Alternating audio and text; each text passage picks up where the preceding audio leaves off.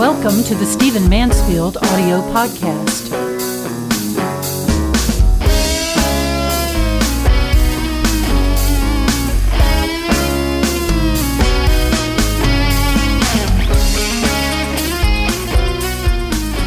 I want to do something that I've never done before in one of our podcasts. I want to talk to you about an app.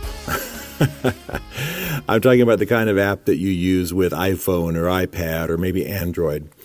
There is an app that changes pretty much everything the way I do just about everything that I do. A lot of what I'm about is staying current with the trends, training people to lead in the middle of those trends, understanding the times. I mean, I teach other things, obviously, at the university level and speak a lot of places on a lot of topics. But fundamentally, what I do is study the times and then learn how to help change the times, lead in the times, etc. So it all begins by understanding the trends. All begins by understanding what's going on in the world. And I've got an academic background, like a lot of you, and I've got the other tools and internet searches and what have you. But I'll tell you that I've never seen a tool.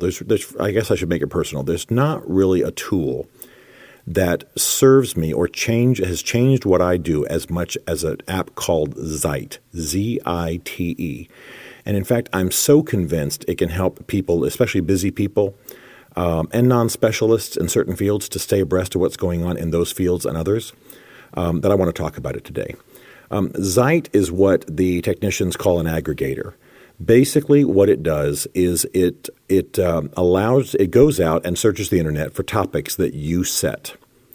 Now, that sounds simple, and there are probably a few other apps that do that, but several things about Zite are pretty amazing. First of all, Zite allows you to set categories, set search topics, and then it creates basically a newspaper. It's designed like a newspaper so that you have sections based on the categories that you set.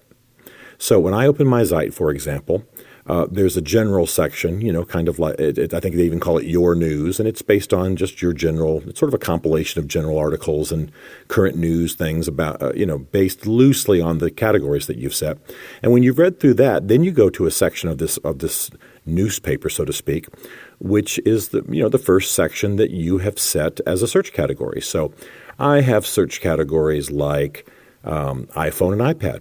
For example, I have search categories like Christianity, Islam. I have search categories like I actually set Delta Airlines as a search category because I fly Delta almost exclusively out of Nashville and D.C.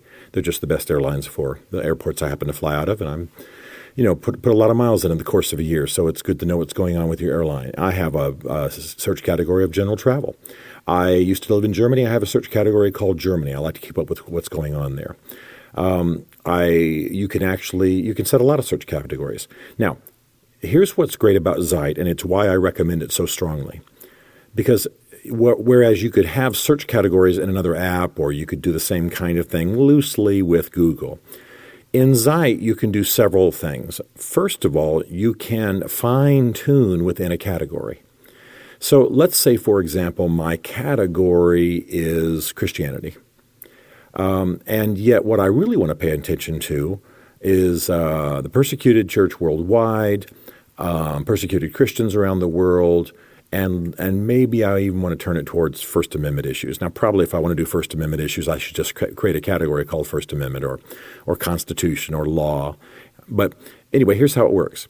So if I choose Christianity as my broad category, let me make it simpler. Let me say that I want to pay attention as much as possible to the Bible amongst Christians, or to the subject of Jesus amongst Christians, or, something fairly generic. Maybe I want to fill the whole thing with devotional writing.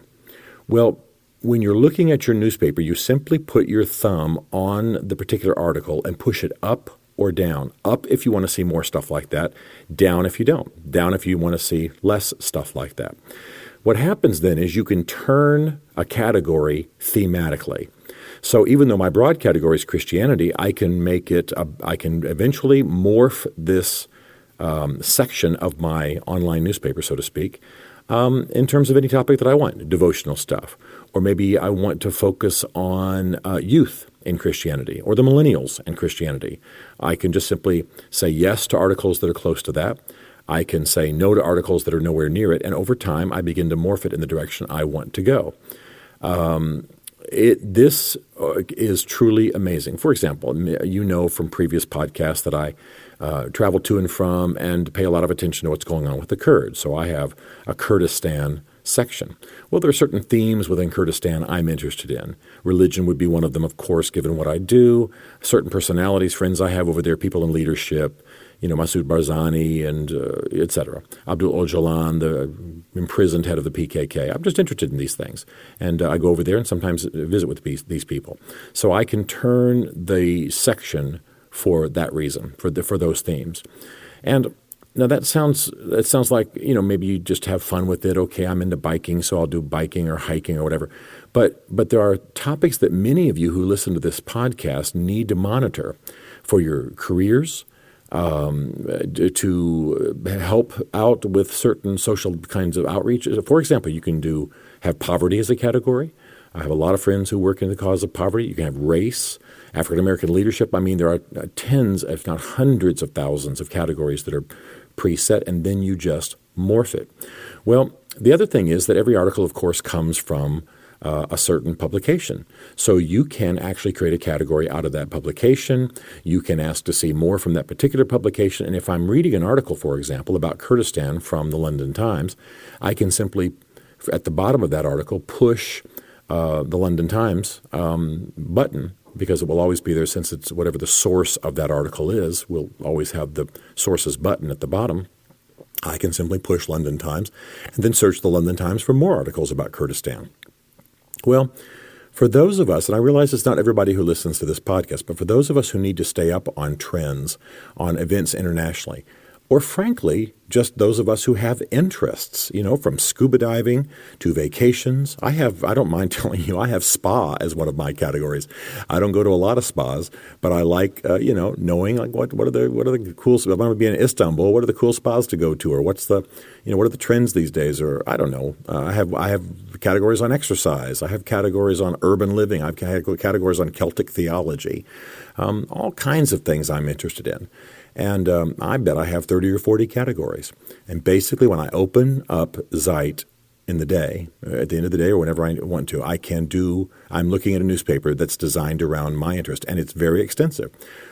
Probably the two things I like the most about it, beyond everything I've said, is first of all, it pulls from international publications that I would never consult otherwise. I'm not reading the English language newspaper from Cairo. I don't subscribe to, the English language Kurd Watch or whatever is the publication in English, about Kurdistan. But when I use Zite, of course, since it's going out on the internet and is looking for the most read articles, the most prominent articles, the most tweeted articles, et cetera, suddenly I find myself reading articles from periodicals I would never read. And you don't have any ads. And some of them can start really silly. You do something, you create a category on exercise, and all of a sudden, you're just seeing silly stuff. Or diet, and you're being told to eat green beans 3 meals a day or something. Well, you just go ahead and remove those articles and slowly turn the category. It's wonderful. The other thing is that everything you read is easily shared, very easily shared. You can tweet, you can Facebook, you can send to Instapaper or a number of other, apps, the information you're looking at. A lot of times I go through Zite right before I take a trip, and I just capture as many of the articles that I'm interested in as I can, because the one thing about Zite is you do have to be online. It's not like Instapaper where the material's being saved to your drive or to the app, so you can read it at another time. So while I'm flying, internationally, for example, where I don't have internet, I can read the Zite articles in Instapaper. So it's very shareable. It's very compatible with other apps. I have to tell you that in all seriousness, we have staff for other purposes, but this has almost replaced a staffer as a researcher, for example. Almost. I mean, you can't do a doctoral dissertation based on what comes in on Zite. You can't, but you can write a very informed article in a given field. You can write, blogs. You can stay abreast. You can stay, be smart, so to speak. And many of the leading thought leaders that I know of in D.C. and New York, many of them have either told me personally or have written about or somehow been quoted as saying that Zite is essential for them. So I'm urging it on this podcast because many of you are thought leaders yourselves. Many of you have trends you need to stay up with. Many of you want to be more informed. And one of the questions I get the most is, how do I stay up with all of this?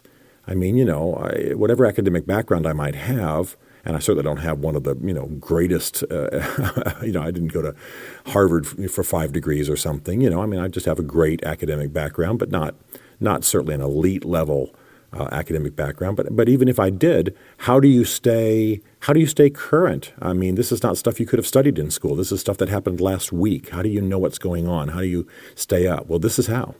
This is how I do it. I discipline myself to read Zite about a half an hour a day, and it makes a massive difference in my intellectual life, in my leadership and work, and then just in my fun. I just recently came back from Hawaii. I had Honolulu as one of my categories and enjoyed myself more because I knew what was happening, what was hot, what was going on, what were the trends, what was the weather like, what had they been dealing with politically. I had fascinating conversations with people where they thought I was a local because I'd stayed up. So I'm doing this is probably the only time in my life that I will devote an entire podcast to an app. This has made such a difference. I want to commend it to you. Zite. It's free. It's available for a number of devices. And I'm telling you, if you plan to lead, make a difference, understand your times, you need to have this app.